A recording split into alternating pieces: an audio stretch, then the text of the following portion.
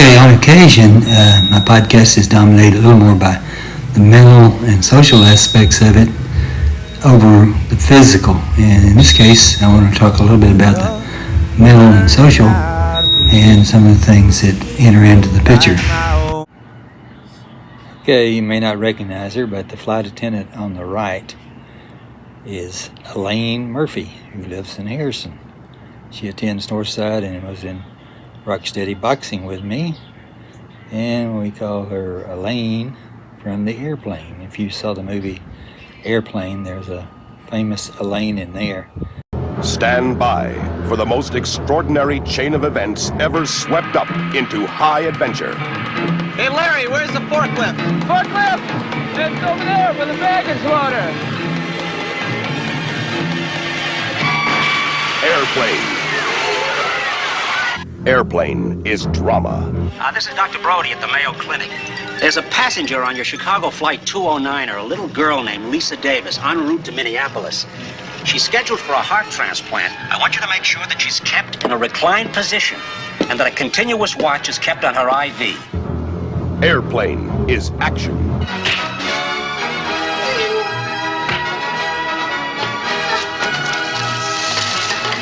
Airplane is romance.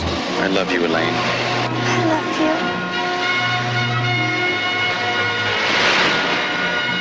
you. Airplane is music. There is only one river, there is only one sea.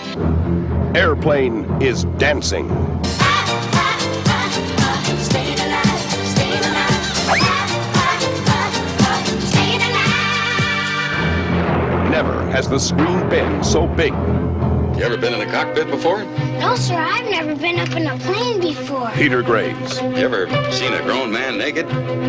Kareem Abdul-Jabbar, My name is Roger Murdoch. I'm an airline pilot. Leslie Nielsen, This woman has to be gotten to a hospital. A hospital? What is it? It's a big building with patients, but that's not important right now. Lloyd Bridges, Johnny, what can you make out of this? This? Well, I could make a hat, or a brooch, or pterodactyl. Robert Stack, All right, Steve, let's face a few facts. And we hope you enjoy the rest of your flight. Julie Haggerty, By the way, is there anyone on board who knows how to fly a plane? Can you fly this plane and land it? Robert Hayes, Surely you can't be serious. I am serious. And don't call me Shirley. I've got to get out of here. I've got to get out of here. Down, get a hold of yourself. Please, let me handle this. I've got to get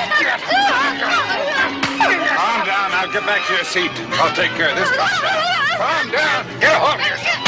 Doctor, you want another phone. Everything's been told. Sister, please, I'll handle this.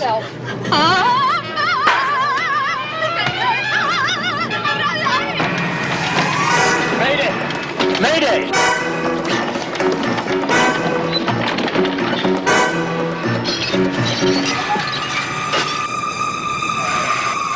All right, now everybody, get in crash positions. the most incredible adventure the screen has ever created. He's coming right at us! The big news is Airplane. But she has a lot of great stories of all the people she met on the different flights. Red Skelton stood out to her. Muhammad Ali had written her a poem that she can't find, and I'd say that was something you probably might find is worth a few coins, and it could be in the thousands, 10,000s, and even more. But I get a thrill out of that, and plus connecting her with Elaine on Airplane. Well, it was still pretty nice out this morning in the 80s, so I went out and shot a few clips from there, and as you can see, I still got my Freedom shirt on and some crazy looking pants. But you go by a place there and they actually have a place for smokers, which that kind of surprised me. But it's kind of like a place that they can go and stop or out there, and it's very sectioned off like they used to do in airports and even in the airplanes themselves. Man.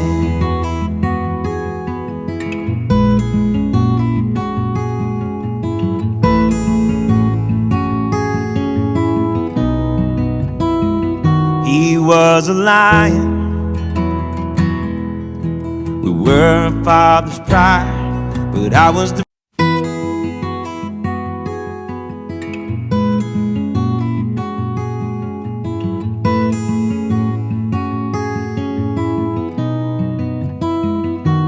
Watch out, here comes the fashion police.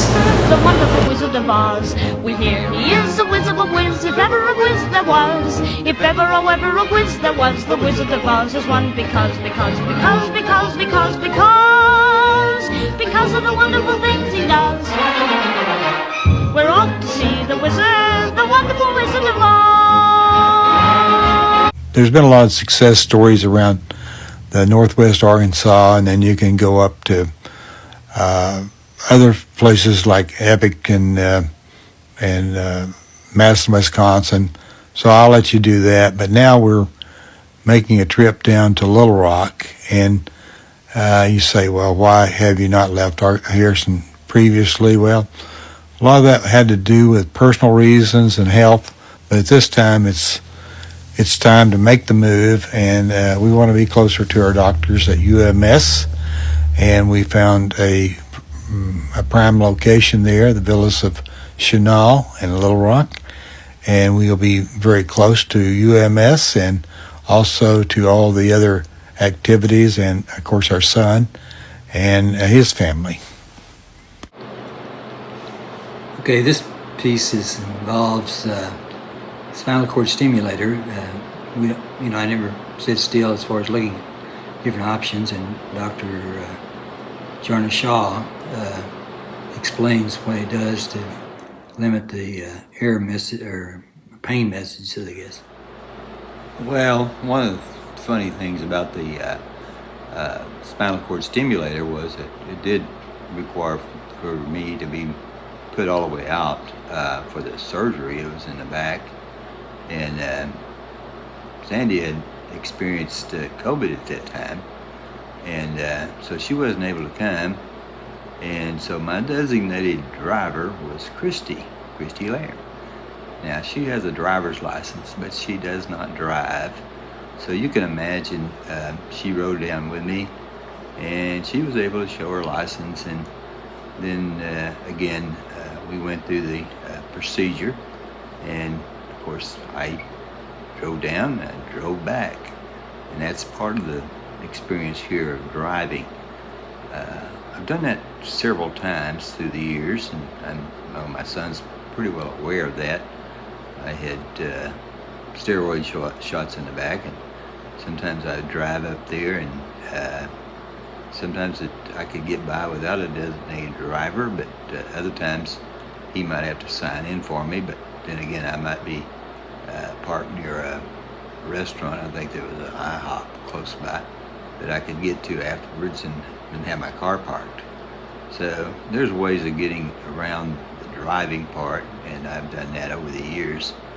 As far as concerns about the driving, I went over to have my pacemaker replaced, and I had to have a parking there and a designated driver, which was able to, to get somebody to show up there. But there were friends that used to live in Harrison, and so I arranged for them to come by later on and drive me over to the parking area. So, this thing about whole driving has been kind of crazy. When we drive all the way from Harrison down to Little Rock, that's 140 miles and nearly 280 or so round trip, and my designated driver is Christy, but nobody seemed to be going overboard or concerned, whereas when I try to think about local driving, maybe it's because the designation of Parkinson's came along. Even though I obviously had it at those times, they got that word out there, and then all of a sudden you can't do this, you can't do that. Although Christy and I showed that we can make a trip, vacation trip, and you can go back and look at that podcast. how we arranged that, scheduled that, and made it a highly successful trip. Sandy decided at the last minute to come along with us, but we already had it planned, so it wasn't a big deal there. So I just wanted to make sure that everybody understood that my driving part of this, and I have taken the test at Baptist for the statewide test, and I passed that, and I don't think anybody else in the family has passed it. But you know, you kind of go through all these steps that I've gone through, and then you have all of a sudden, I don't think he ought to be driving. Kind of gets to you a little bit when there's been workarounds that's been very successful in the past, and I've driven Christy to numerous lab and doctor's appointments, and I've done my own on several occasions, and with you know, high degree of success. So trying to get that thing as a perception removed, because it seems to be something that's being spread pretty and you know, Dr. Dean talks about the perception over the reality, which we know, and so I just wanted to make that awareness of what really has happened in the past. Well, stay tuned. Dr. David Dean, he's the director of the wound clinic. He talks about how the impact of maybe social life, and also just the mental things that you have going can impact the healing of a wound. And I talk about a little bit about some of the issues that's starting to come up about driving, which I will repeat, is that I drove probably Christy to more labs and doctor's appointment than Sandy and Craig together, and there's a little opposition there to me driving now. And I think I'm probably a better driver today than maybe I was before some of the rehab. So I'm trying to battle through that. That's kind of a thing that Ryan Reynolds talked about in his family. So it's not unique, but it's sometimes part of the Parkinson's, part of the other issues that come up. But I thought Dr. Dean had a good approach on that. So stay tuned for that later on. For about 50 to 60 years. And what it involves is stimulation at the level of the spinal cord. Basically, if we think about it in the way of traffic on the highway, there's a lot of traffic on the highway, and only one signal can come up from the body to the brain. Often that's the pain signal. A spinal cord stimulator intercepts that signal and sends electricity to replace that pain signal that travels from the body to the brain. Hence the term neuromodulation, or modulating the nerve response. Folks who are candidates for spinal cord surgery can have pain in a variety of locations. It can be in the lower extremities, back, upper extremities, even the neck.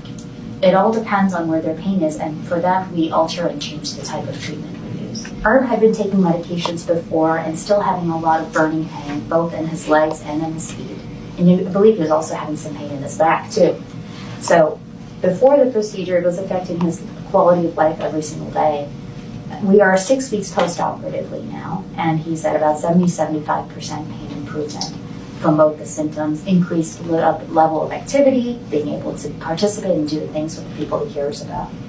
You know, I was kind of guided this way by my neurologist that had been looking at some of the other issues I've had, so we had kind of flushed out a lot of things. It wasn't any kind of a shock, it's just that I knew that I had gone through major back surgery, and I had several other things that from therapy that had not really helped some of the issues of being able to move it for any extended period. So it's fairly easy to see. This was not, you know, I wasn't overly concerned about that, and you know, everything that had been described to me and we were talking about, we've done over several months. Really, it wasn't like you know. Studies have shown that this can improve quality of sleep as well as the overall burning, numbness type of diabetic peripheral neuropathy pain that people experience.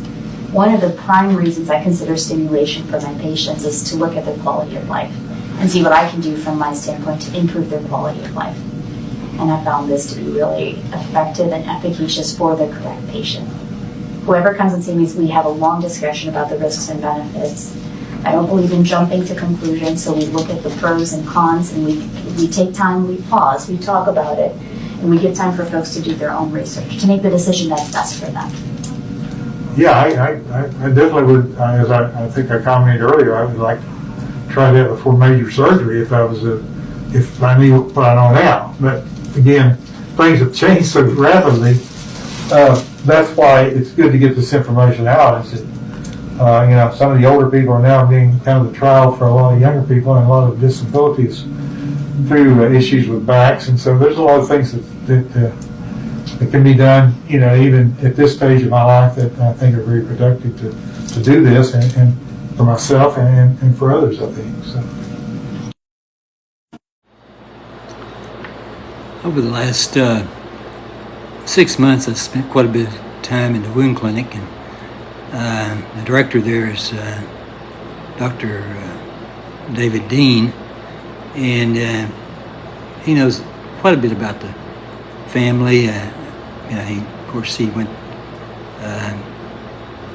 to the UMS as far as school there, and he knows Kenny Collins from Valley Springs, and so he's got familiar with the area, and so we've gotten to talk over the last few months.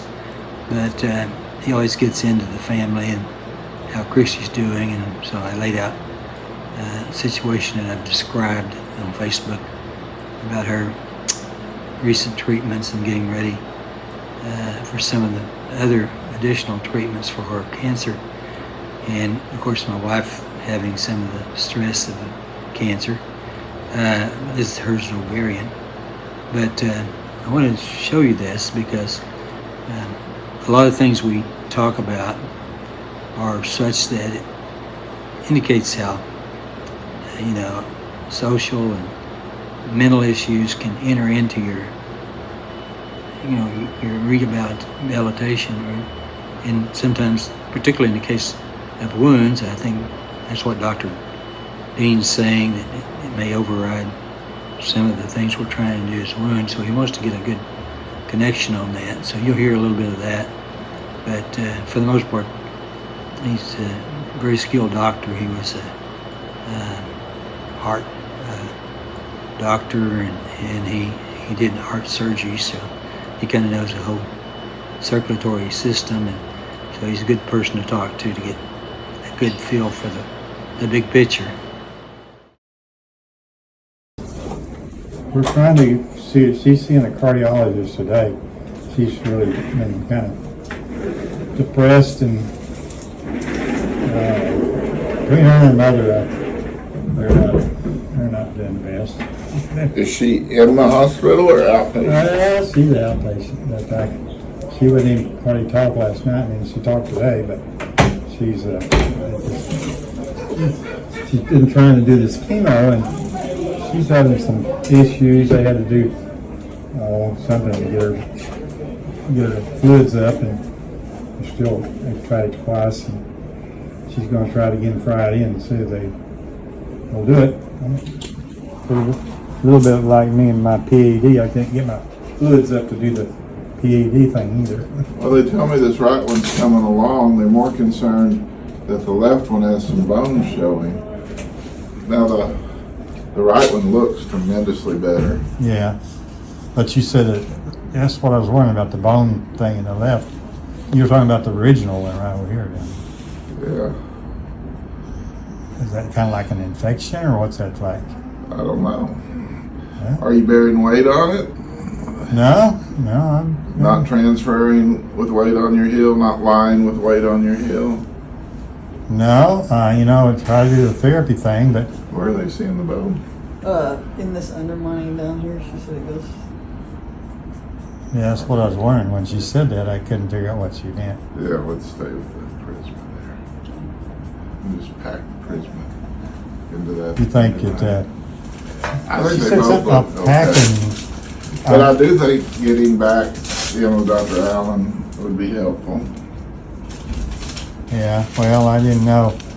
So we had a weird thing, you know. Where is your daughter under treatment? Is it UAMS? Or? No, she's Baptist. I guess, she's finally going through I don't know, maybe it's fluid or whatever, but they were taking her to a cardiologist today. So that was kind of the plan of the day, but she sounded a little better today.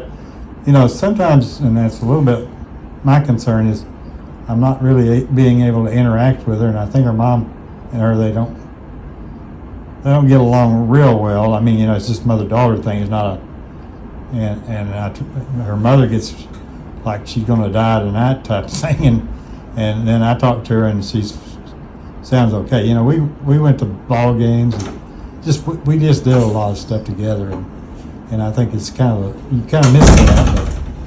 Oh yeah. And so she's. Well, are you thinking of going back home and doing this as outpatient? That's what I'd like to do, because I tell you, I've gotten to run the course there. Now, do you live with your wife? Or yeah. Is she on board with that? She seemed kind of out at first. I think her and my son are they don't want me to be a nuisance, and I haven't. I mean, I think the nurses and everybody thinks. I mean, I'm pretty well doing everything on my own there. I've figured out probably more about the. Well, your mind's clear. Well, and the wound vacs and the. It's the negotiating things. How life is. I know. Everything's a negotiation. Yeah. Force my way to the highway. Yeah. Well, that's kind of where our conversation went this morning. We were not communicating very well, and it's a little bit of an issue that she's got a concern that I don't feel is a concern, but that's just the way it is.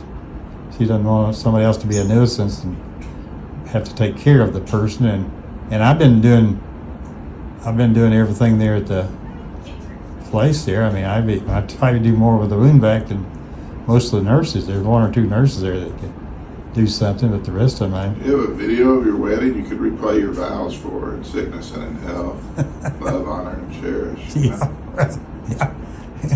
This is what you promised me. Yeah, I know it. It'll. I ain't what you living today. Well, it's one of those things. I promise to love you until I have a kid I love more. Well, it's kind of the way it is with it. A lot of people don't take those vows very seriously, Doc. Turns out that is the truth. We need a marriage counselor instead of the. But I think the people there. Have you ever done that? We did it on the 25th. We did something like that. But there's a guy out in Napa Valley I went to when I was getting married. When I was getting divorced. And I found him helpful. He kept me out of jail. Well, that's kind of good. Well, the other problem is, there they say, now you said that your objective was to get out of here, and you can control it. I guess mentally and physically I'm in a position to do that. And then I have the issue there. My son and daughter-in-law they're having to take care of people getting places. I can drive. And I can get most places. I could get here easily with getting in and out. Do you want to move to assisted living? Well, I prefer being home, mainly because I like to do things with the internet and things, and I've got really high speed stuff there, and assisted living. I don't know. I'm fine with whatever. I think you can be cared for at home with home health. Well, I thought that what we got to before. Tell you what kind of. I think your wife was just exhausted when you went. Yeah, I know she got exhausted, and she. I'm not a very good marriage counselor. Well, she's been through chemo, and it really changed her personality, and that's unfortunate. But and then when all this other stuff started hitting it just kind of made it exponentially worse. So we tried to take that off, but I went into well, out St. Vincent's out there in April 10th. So while we're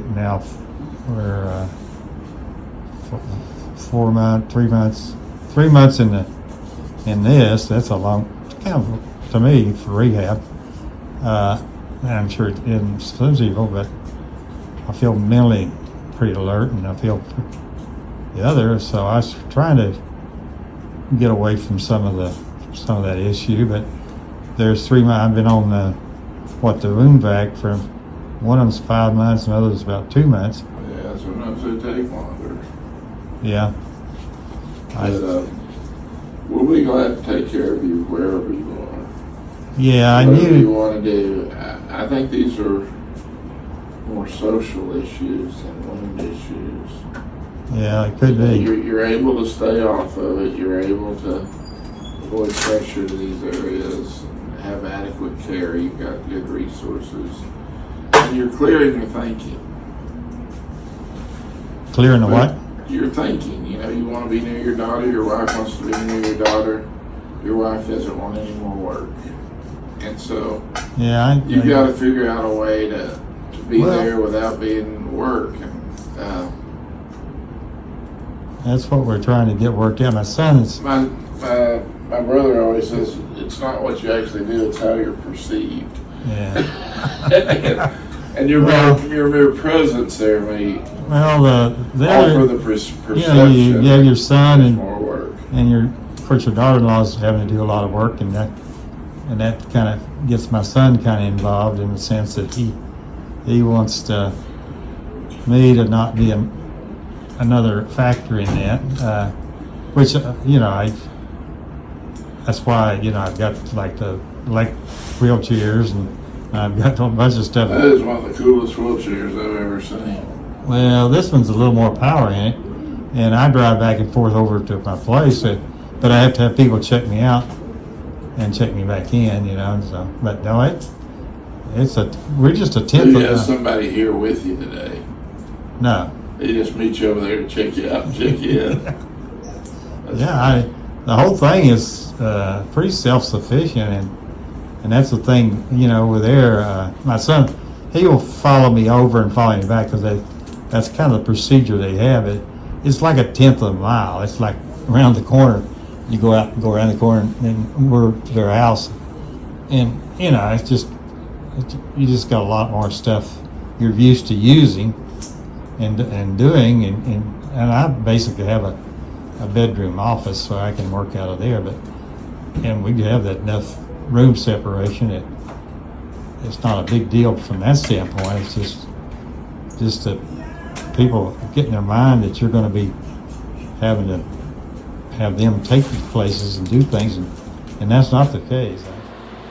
I know that driving keeps becoming an issue on this, but the facts are that I probably drove Christy myself personally more to labs and doctor's appointment than my son or wife have done totally. I know that of course Craig's wife Wendy has probably taken Christy more times than anybody, but that said, I've taken myself to my appointments many times, and I've driven up close and used a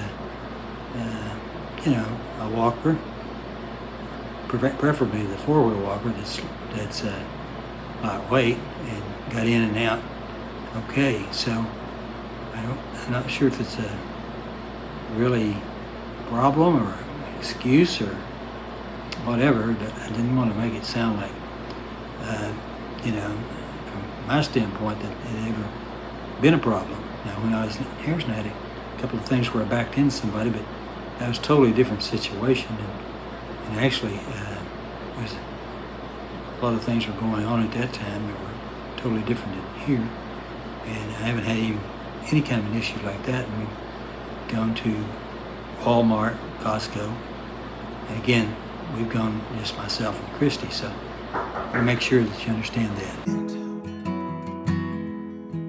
When I was just a kid, I was always trying to do everything he did. I can still remember every lesson he taught me.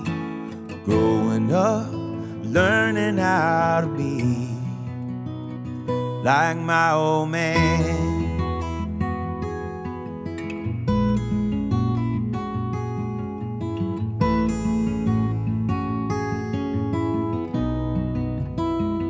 He was a lion. We were a father's pride, but I was the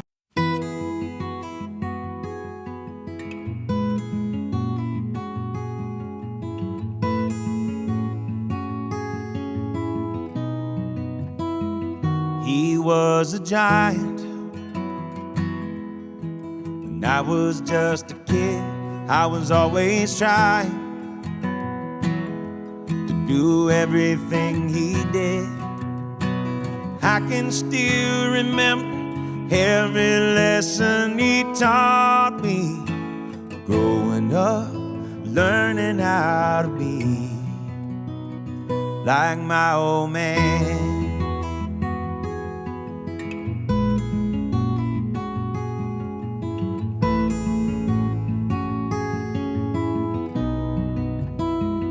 He was a lion. We were a father's pride, but I was the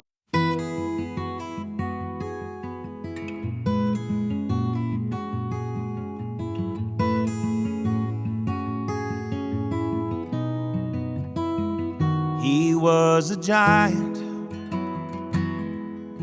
When I was just a